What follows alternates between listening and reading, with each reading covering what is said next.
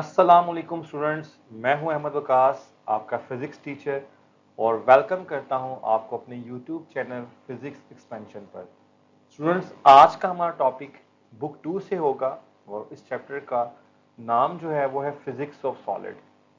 Physics of solid से जो हमारा आज का टॉपिक है बेसिकली वो सॉलिड्स का इंट्रो है और टॉपिक को हम नाम देते हैं क्लासिफिकेशन ऑफ सॉलिड्स।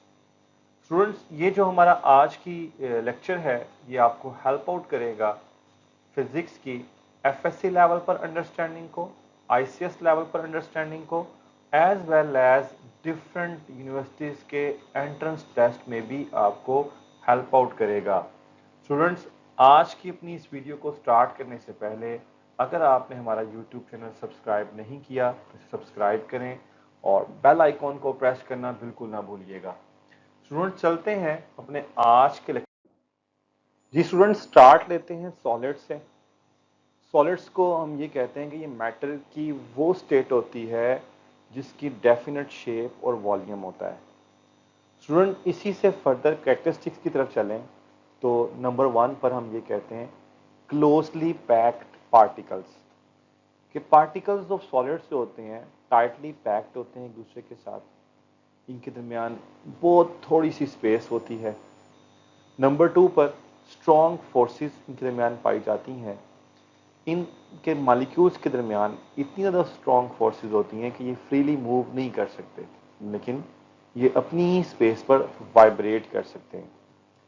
इनका एक रिजिड स्ट्रक्चर होता है और ये जब इन पर फोर्स अप्लाई की जाती है तो ये एक लार्ज फोर्स जो है वो बियर करने की एबिलिटीज रखते हैं, मतलब रेजिस्टेंस शो करते हैं, अपनी शेप को मेंटेन रखते हैं। जब आप इनके ऊपर कोई फोर्स अप्लाई करते हैं तो ये अपनी शेप को जो है वो मेंटेन रखते हैं। और इसी तरह से जब आप इनके ऊपर फोर्स अप्लाई करते हैं तो फिर ही ये अपनी शेप को चेंज करते हैं, अदरवाइज ये अपनी शेप को चेंज नहीं करते। और सम टाइम जैसे ही आप फोर्स रिमूव करते हैं तो ये वापस अपनी असल हालत में भी आ जाते हैं। इसको हम नेक्स्ट पढ़ेंगे आगे जब हम सॉलिड्स के ऊपर डिफॉर्मेशंस को स्टडी करेंगे। इसी से हम नेक्स्ट आगे स्टूडेंट्स सॉलिड्स की क्लासिफिकेशंस पर चलते हैं। यहाँ पे हमें बताया है कि all solids are made up of atoms और molecules, but due to their different internal arrangement of molecules inside them, they have different classes. Number 1, classical crystalline solids. Number 2, amorphous और glassy solids. Number 3 पर है जी polymeric solids. Students, यहाँ पर अगर हम crystalline solids को explain करें तो हम ये कहते हैं कि ये सॉलिड्स की वो टाइप होती है जिसमें एटम्स, आइंस और मॉलिक्यूल्स एक पीरियोडिकल अरेंजमेंट के मुताबिक होते हैं। अगर मैं यहाँ पे डायग्राम को मेंशन करूँ तो आप यहाँ देख सकते हैं कि एक पीरियोडिक डिस्ट्रीब्यूशन है एटम्स और मॉलिक्यूल्स की। और इसकी एग्जांपल्स में स्टूडेंट्स मेटल जैसा कि copper, zinc, iron, ionic compound such as sodium chloride और इसी तरह से ceramic material such as zirconia, ये इन क्रिस्टलाइन सॉलिड्स की आपको बेस्ट एग्जांपल्स मिल जाती हैं। इसी से स्टूडेंट्स अगर हम इनकी प्रॉपर्टीज की बात करें तो नंबर 1 पे मैंने मेंशन किया they have flat surfaces. The physical properties like thermal conductivity, electrical conductivity, compressibility, refractive indexes have different value in different directions. They possess uniform chemical composition. The crystalline solids show the phenomena of X-ray diffraction. Every crystalline solids has sharp melting points. Students, in characteristics के बाद next हम चलते हैं amorphous solid की जानिब। तो word amorphous mean होता है शेपलेस। तो ये वो सॉलिड्स होते हैं जिसमें कोई रेगुलर अरेंजमेंट एटम्स और मॉलिक्यूल्स की नहीं होती, जैसा कि आपने क्रिस्टलाइन सॉलिड्स में पढ़ी थी। इसकी क्रिस्टलाइन सॉलिड्स की एग्जांपल्स आपको ये एक पिक्चर दिखाई गई है जिसमें एटम्स और मॉलिक्यूल्स एक इरेगुलर वे में अरेंज किए गए हैं। स्टूडेंट की इसकी एग्जांपल आपको मिलती है ग्लास, रबर और सल्फर। और इसी अगर हम प्रॉपर्टीज पे चलें तो स्टूडेंट सबसे पहली प्रॉपर्टीज तो ये कि ये एक्स-रे डिफ्रैक्शन शो नहीं करते। इनमें एटम्स और मॉलिक्यूल्स जो होते हैं वो रैंडमली डिस्ट्रीब्यूट होते हैं और ये आइसोट्रॉपिक होते हैं, मतलब इनकी फिजिकल प्रॉपर्टीज सेम रहती हैं तमाम डायरेक्शंस में। इनकी कोई कैरेक्टरिस्टिक्स ज्योमेट्रिकल शेप नहीं होती, क्योंकि एटम्स और मॉलिक्यूल्स अरेंज हुए होते हैं एक इरेगुलर वे के अंदर, और इनके कोई शार्प मेल्टिंग पॉइंट नहीं होते। जैसा कि एक ग्लास है, अगर हम इसकी बात करें तो ये एक पेस्ट लाइक स्ट्रक्चर में कन्वर्ट हो जाता है जब आप इसे हीट करते हैं, और ऑलमोस्ट 800 डिग्री सेल्सियस पर। स्टूडेंट, थर्ड वन थी पॉलीमेरिक सॉलिड। पॉलीमर्स जो होते हैं, पॉलीमेरिक सॉलिड्स जो होते हैं, वो पॉलीमराइजेशन रिएक्शन से मिलकर बनते हैं। आपके पास ये जो है वो सिंपल केमिकली कंबाइंड मॉलिक्यूल्स होते हैं जो कि एक लॉन्ग चेन की फॉर्म में होते हैं। ये पॉलीमर्स को हम ये भी कहते हैं कि ये लेस सॉलिड मटेरियल्स होते हैं, लेकिन इनका स्ट्रक्चर जो होता है वो इंटरमीडिएट होता है बिटवीन ऑर्डर एंड डिसऑर्डर के दरमियान।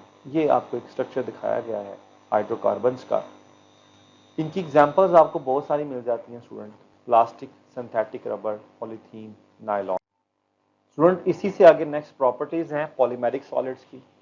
नंबर 1 पर है polymeric solids have low specific gravity, मतलब ये लाइट वेटेड होते हैं, लेकिन इनमें ये एबिलिटी होती है कि ये अच्छा वेट जो है वो good strength to weight ratio रखते हैं।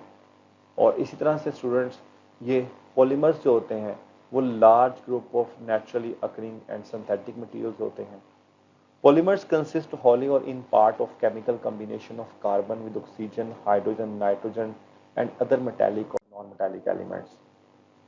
Students, जब हम बात करते हैं तो हम यहाँ पे क्रिस्टल लेटेस्ट की भी डिस्कशन करेंगे, लेकिन इससे पहले हम एक छोटा सा शॉर्ट क्वेश्चन है, छोटा सा की पॉइंट है जिसे हम यूनिट सेल कहते हैं। Crystalline solid consists of three-dimensional pattern that repeat itself over and over again. इसको हम क्रिस्टल लेटस भी कहते हैं, लेकिन जो इसका स्मॉलेस्ट 3 डायमेंशनल बेसिक स्ट्रक्चर होता है ना, इसे हम यूनिट सेल कहते हैं। ये सिंपल क्यूबिक यूनिट सेल दिखाया गया आपको। और इसी से फर्दर अगर क्रिस्टल लेटस बताना हो, जो होल स्ट्रक्चर होता है रिपीटिशन ऑफ यूनिट सेल से, उसको हम क्रिस्टल लेटस का नाम देते हैं। इस क्रिस्टल लेटस को दिखाया गया है, ये NaCl का स्ट्रक्चर है। आप अपनी कॉपीज पर जरूर ट्राई करिएगा इसको बनाने की, क्यूबिक सेल को नहीं, different combinations of unit cell को, जिसे हम क्रिस्टल लेटस कहते हैं, तो आपने ट्राई करनी है क्रिस्टल लेटस को बनाने की। जी स्टूडेंट, इसी से नेक्स्ट हम एक छोटी सी साइड इंफॉर्मेशन थी जिसमें बताया गया है कि 7 डिफरेंट क्रिस्टल सिस्टम होता है जो कि हम ज्योमेट्रिकल अरेंजमेंट के बिहाफ पर डिफ्रेंशिएट करते हैं और इनको फिर एक नेम असाइन करते हैं बाकायदा। तो यहाँ पर स्टूडेंट्स हम सबसे पहले डिस्कस करते हैं क्यूबिक सिस्टम को, जिसको हम पीछे क्रिस्टल लेटस यूनिट सेल में बता कर आए कि तीनों साइड लेंथ वाइज बराबर होंगी और एंगल वाइज भी बराबर होंगी, 90 डिग्रीज का एंगल बनेगा और ये शेप आपको दिखाई गई है। स्टूडेंट, इसी तरह से ट्राइक्लिनिक सिस्टम होता है और हम यहाँ पर टेट्रागोनल सिस्टम को भी देख लेते हैं students. A is equal to B, but B दोनों C जो होता है इनमें डिफरेंट होता है, A और B बराबर होते हैं, लेकिन C जो होता है इनमें डिफरेंट आता है। तो अल्फा, बीटा और गैमा अगेन 90 डिग्री के इक्वल होते हैं, इसको हम टेट्रागोनल सिस्टम का नाम देते हैं। स्टूडेंट, इसी से फर्दर नेक्स्ट हमारे पास आता है ट्राइक्लिनिक सिस्टम। ट्राइक्लिनिक सिस्टम के अंदर तीनों साइड्स बराबर नहीं होती, तीनों एंगल बराबर नहीं होते। ये आपके सामने एक पिक्चर शो की गई है जो कि दिखाई गई है कि ये ट्राइक्लिनिक सिस्टम है। इसी तरह से स्टूडेंट्स, नेक्स्ट वन जो आती है हेक्सागोनल सिस्टम के A B बराबर C के तो होते हैं, लेकिन A और B के दरमियान एंगल जो 90 का होता है, लेकिन जो गैमा होता है वो 120 के एंगल पर डिजाइन किया गया होता है। इसी तरह स्टूडेंट्स, नेक्स्ट जो है वो हमारे पास आती है आर्थोरोम्बिक सिस्टम। आर्थोरोम्बिक सिस्टम में A B C तीनों बराबर नहीं होते, लेकिन एंगल्स बराबर होते हैं। और इसी से स्टूडेंट्स फर्दर है मोनोक्लिनिक सिस्टम। मोनोक्लिनिक सिस्टम के अंदर A B C तो बराबर नहीं होते, लेकिन अल्फा और गैमा 90 होते हैं, जबकि बीटा 90 के इक्वल नहीं होते। इसी तरह स्टूडेंट, लास्ट वन जो बचती है वो ट्राइगोनल, जिसे हम रोम्बिक सिस्टम भी का नाम भी देते हैं। ट्राइगोनल या रोम्बिक सिस्टम जो है वो A B C बराबर होते हैं, लेकिन अल्फा, बीटा, गैमा जो है ये बराबर तो होते हैं, लेकिन ये लेस देन 120 होते हैं, लेकिन 90 के इक्वल नहीं होते। 110 हो सकते हैं, 60 डिग्री हो सकते हैं, या किसी और एंगल पर डिजाइन किए गए होते हैं। स्टूडेंट, ये साइड इंफॉर्मेशन जो है ये आपके एंट्रेंस टेस्ट के लिहाज से बड़ी इंपॉर्टेंट है, इसलिए इसको काइंडली ज़रा जरूर चेक करिएगा और इनको याद रखिएगा। जी स्टूडेंट्स, जी तो स्टूडेंट्स, ये था हमारा आज का लेक्चर। उम्मीद है कि आपको लेक्चर समझ भी आया, अगर आपने इसे भरपूर तरीके से फ़ायदा उठाया होगा। अपना ख्याल रखिएगा, दुआ में याद रखिएगा, इस उम्मीद से कि दोबारा फिर मिलेंगे। तब तक के लिए अल्लाह हाफिज।